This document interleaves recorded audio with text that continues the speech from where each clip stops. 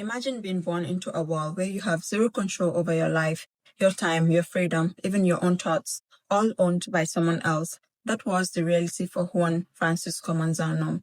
He defied everything. He didn't use a sword or a gun. He used a pen. His words were so raw, so powerful, they literally cracked through the chains of injustice. Let that sink in. An enslaved person became a revolutionary poet. This isn't a boring history lesson. This is a movie that hasn't been made yet.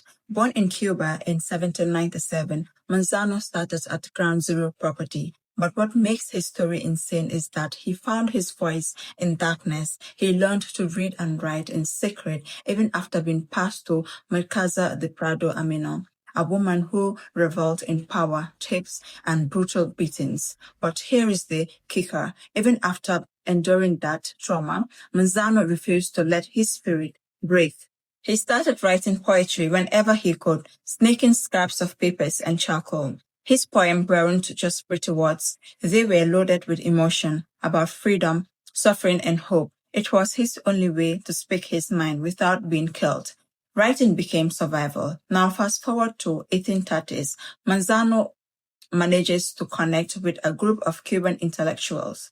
They saw his talent and they realized his words could be a political weapon. They helped him publish his autobiography, The Life and Poems of a Cuban Slave.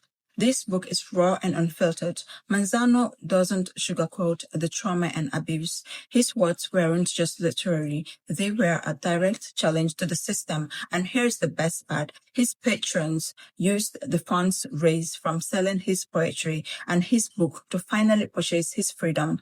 In 1836, he wrote himself out of slavery. He went from property to published playwright, but his story isn't some perfectly tied up happy ending. He was imprisoned at some point, and there is a lot we still don't know about his later years.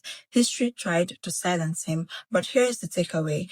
Juan Francisco Manzano's story reminds us of how many voices throughout history and even today get muted because the system doesn't want to hear them. He should make us ask, what are we doing with our privilege?